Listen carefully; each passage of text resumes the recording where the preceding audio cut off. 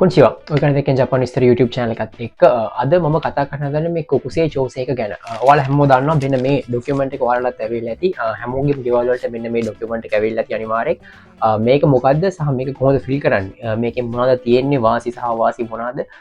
මේක ෆිල් කරන්නේ නැත්නම් මොන වගේ දේවල්ද වෙන්නේ වගේ දේවල් තමයි අද අපි කතා කරන්න හදන්නේ.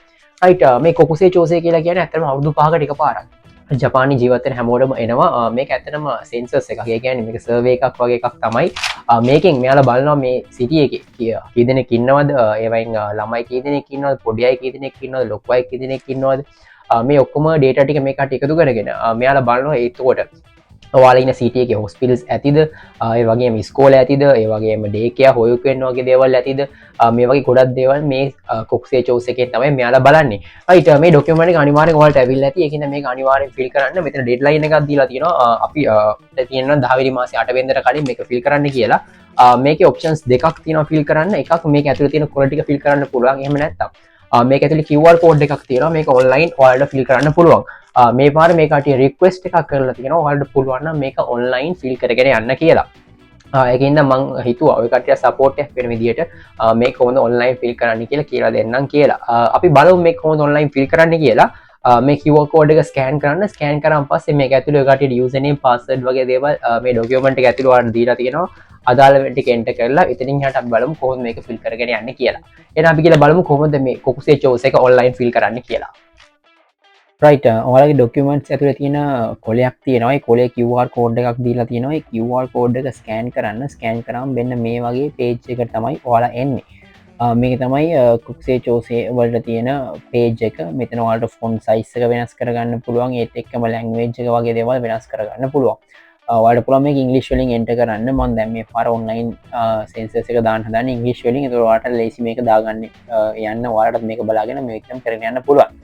පහට ගියාම මෙතන ස්කෑම්ස් ගැන පොඩ්ඩක් විස්තර තියෙනවා ස්කෑම්ස් වලට යමම තියෙනවා එතන ස්ටාර්ට් කියලා තියෙනවා මේ ස්ටාර්ට් බටන් එක ඔයාලට ඔබන්න තමයි තියෙන්නේ එබුවම පස්සේ මෙන්න මේ ලොගින් ID එක දාන්න විදියක් තැනක් තියෙනවා මෙන්න මේ වගේ ඔයාලට පේන දකුණු පැත්තේ සාම්පල් කියලා කොලයක් ගහලා තියෙනවා මේකේ දීලා තියෙනවා ඔයාලට ලොගින් ID කොයි වගේද එන්ටර් කරන්න තියෙන්නේ කියලා මෙන්න මේ සාම්පල් දීලා තියෙන කොලේ ඔයාලගේ ඩොකියුමන්ට් සෙට් එක ඇතුලේ ඇති ඔයාලට වෙනම ලොගින් ID එකකුයි පාස්වර්ඩ් එකේ දීලා තියෙනවා ඒ අදාළ දීලා තියෙන එක තමයි ඔයාලා මෙතන එන්ටර් කරන්න ඕනේ ඒක මේ කොලේ බැලුවම් පස්සේ ඔයාලට තේරුම් ගන්න පුළුවන් එන්න ඒක තමයි එන්ටර් කරන්න. එන්ටර් කරලා next button එක ඔබන්න next button එක ඔබන් පස්සේ ඊළඟට access key එක දෙන්න තියෙනවා.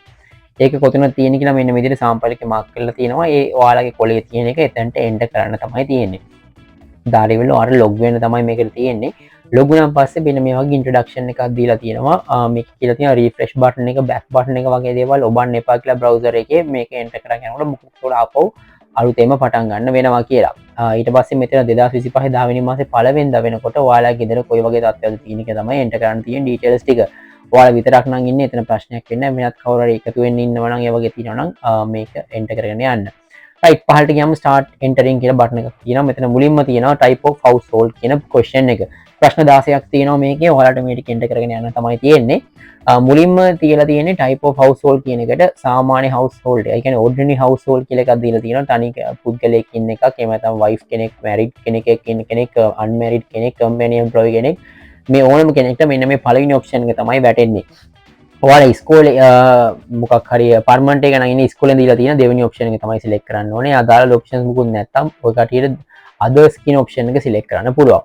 සාමාන්‍යයෙන් ඔයාලට මුල් option එක තමයි select කරන්න තියෙන්නේ. ඒක select කරලා next button එක ඔබන්න. ඊට පස්සේ මෙතන අහලා තියෙනවා ඔයාලගේ apartment එක. ඔයා ඉන්න ගෙදර males ලා කී දෙනෙක් ඉන්නවද females ලා කී දෙනෙක් ඉන්නවද කියලා. ඔයාලා තනියෙන් නම් ඉන්නේ ඔයා තනි මේල් කෙනෙක් නම් මේල්ස් කියන එකට එක දාන්න ඔයාලා තනි ෆීමේල් කෙනෙක් නම් ඒ කියන්නේ ගෑනු ළමෙක් නම් පල්ලිය ෆීමේල්ස් කියන එකේ එක දාන්න හස්බන්ඩ් ඇන්ඩ් වයිෆ් ඉන්නවා නම් එතන ඒ අදාළ වෙන විදියට දාන්න ළමයි ඉන්නවා නම් ඒ අදාළ කවුන්ට් එකේ ඒ විදියට දාන්න දාලා පහළ ආපහු next button එකක් තියෙනවා මේක ක්ලික් කරන්න right මේක ක්ලික් කරාන් පස්සේ ඊළඟට තියෙන්නේ ඔයාලා ඉන්න ගේ මොන වගේ ගේයක්ද කියලා තමන්ම අරන් තියෙන ගේයක්ද එහෙම නැත්නම් රෙන්ට් එකට අරන් තියෙන ගේයක්ද එහෙම නැත්නම් ඇපාර්ට්මන්ට් එකක්ද එහෙම නැත්නම් මොකක්ද ඔය කටිය සිටි ඔෆිස් එකෙන් දෙන ගෙවල් තියෙනවා සිටි ඔෆිස් එකෙන් දෙන ගෙයක්ද ඒ වගේම urban renaissance කියලා ඒජන්සි එකක් තියෙනවා UR කියලා ඒවෙන් ගන්න ගෙවල්ද එහෙම නැත්නම් ඔයාලට කයිෂයෙන් දීලා තියෙන ගෙවල්ද එහෙම නැත්නම් කාමරයක දින්නේ හවුසින් එකක්ද මොන වගේද ඔප්ෂන් එකක් තියෙනවා මේකට අදාළ වෙන එක ඔයාලා සිලෙක්ට් කරගන්න ඕනේ මේක ගොඩක් අය ඉන්නේ සාමාන්‍යයෙන් apartments වල නම් තමන්ගේ නමට ගත්ත apartments වල නම් rent එකකට ගත්ත apartments නම් තියෙන්නේ මෙන්න මේ දෙවෙනි ඔප්ෂන් එක තමයි සිලෙක්ට් කරන්න ඕනේ. ඔයාලට පේනවා private sector rented houses කියලා එකක් තියෙනවා.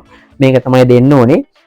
ඔයාලා කයිෂලින් දීලා තියෙන පර්මිෂන් වල ඉන්නවා නම් මේ housing for company employees and civil servants කියලා ඔප්ෂන් එකක් දීලා තියෙනවා. මෙන්න මේක තමයි සිලෙක්ට් කරන්න ඕනේ. තමන්ගේම ගයක් නම් තියෙන්නේ පළවෙනි ඔප්ෂන් එක ඔබන්න පුළුවන්.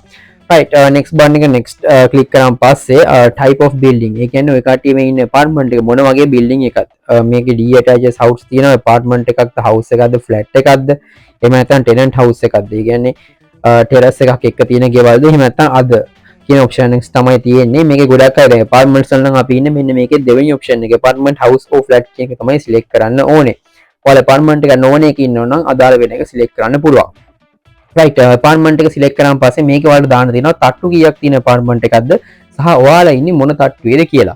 මුලින්ම දාන්න තියෙන්නේ තට්ටු කීයක්ද apartment එකේ total එක කියලා. අපි හිතමු තට්ටු 5 building එකක් නම් තට්ටු 5ක් කියලා දාන්න. ඔයාලා ඉන්නේ දෙවෙනි තට්ටුවේ නම් දෙවෙනි තට්ටුව කියලා පහළෙන් දාන්න. මෙතන දැන් මම දාන්නේ මේක තට්ටු දෙකේ apartment එකක්. මම ඉන්නේ පළවෙනි තට්ටුවේ කියන එක තමයි මෙතන දාන්නේ.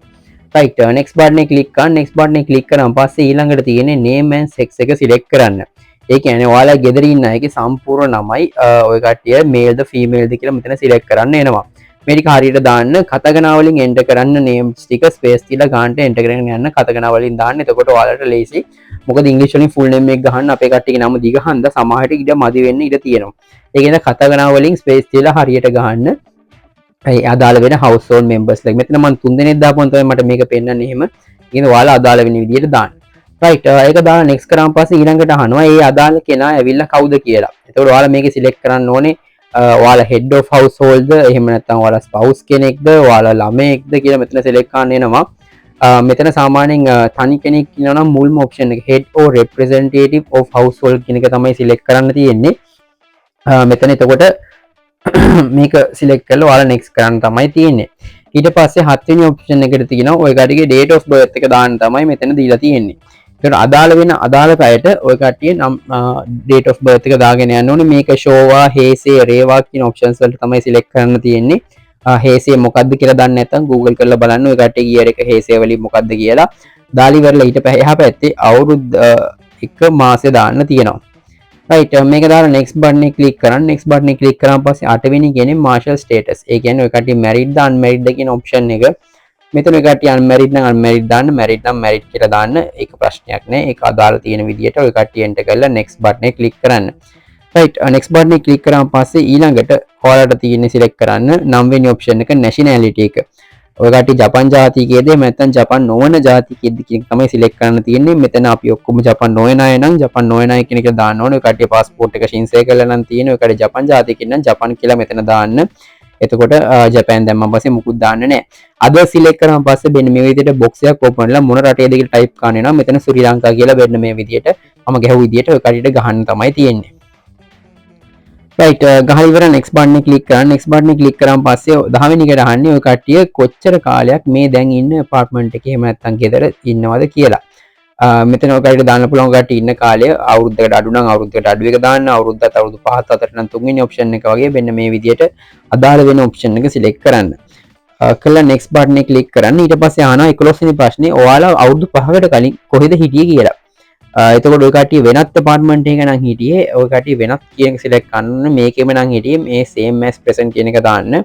ඒකෙම ඔය කට්ටිය ඒ අදාළ city එකේම වෙන කොහේ හරි පැත්තක නම් හිටියේ දෙවෙනි option එක. ඔයාලා ඒ අදාළ city එකේ නොවන වෙනත් කෙනෙක්කින් එහෙම නැත්නම් ඒ කෙනෙක්ගේම වෙනත් පළාතකින් නම් ආවේ තුන්වෙනි option එක select කරන්න ඕනේ. එහෙමත් නැත්නම් ඔයාලා ලංකාවේ ඉඳන් නම් ඇවිල්ලා තියෙන අවුරුදු 5ක් ගිහලා නැත්නම් තාම ලංකාවට ඉඳන් ඇවිල්ලා outside of Japan කියන option එක තමයි select කරන්න ඕනේ. මෙතන මම දැන් මේක දාන්නේ තුන්වෙනි option එක. ඒ කියන්නේ අපි හිටියේ ෆුකුෝකා කියන එකේමයි. ඒ ෆුකුෝකා කියන එකේ වෙනත් පැත්තක තමයි හිටියේ. එතකොට ෆුකුෝකා කියන එකේ වෙනත් හිටව පැත්ත තමයි අපි මෙතන select කරන්න ඕනේ. ඔයාලා ලංකාවේ නම් හිටියේ අනිවාර්යෙන් outside of Japan කියන option එක select කරන්න. ඔයාලා එතනම නම් හිටියේ first option එක select කරන්න පුළුවන්. මෙන්න මේ විදිහට details ටික enter කරගෙන යන්න. මේක හරියටම දාන්න. මේක දාලා ඉවරනම් පස්සේ ඔයාලට පුළුවන් next button එක click කරන්න. right next button එක click කරාන් පස්සේ ඔයාලා දැන්ට job එකක් කරනවා සෙප්තැම්බර් 24 ඉඳන් 34 කාලේ. ඒ කියන්නේ මේ කාලේ වෙනකොට ඔයාලා job එකක් කරනවද කියලා select කරන්න එනවා. job එකක් කරනවා නම් උඩින්ම තියෙනවා engaged in work කියන option එක. මෙන්න මේක select කරන්න පුළුවන්. ඔය කට්ටිය student කෙනෙක් නම් student කියන option එක select කරන්න පුළුවන්. එතකොට ඔය කට්ටිය part time නම් කරන්නේත් ඔය කට්ටියත් engaged in work වලටම තමයි වැටෙන්නේ. ඒකින්ද හැමෝටම ආරුබයිතු කරන අය වෙන්න පුළුවන්, ස්කෝලේ යන අය වෙන්න පුළුවන් engaged in work කියන option එක දෙන්න.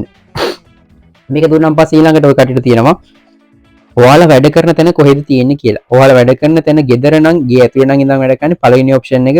ඔයාලා ඉන්න පැත්තෙම නම් ඔය කට්ටිය වැඩ කරන්නේ දෙවෙනි option එක. ඔයාලා ඉන්න පැත්තේ නොවේ නම් වෙනත් පැත්තක නම් ඔයාලා වැඩට යන්නේ වෙනත් කෙනෙක්ක නම් වැඩට යන්නේ තුන්වෙනි option එක තමයි select කරන්න ඕනේ. තුන්වෙනි option එක select කරොත් එයා දාලා details ටික enter කරන්න ඕනේ කොයි කෙනෙක්ද කොයි city එකේද ඉන්නේ කියලා.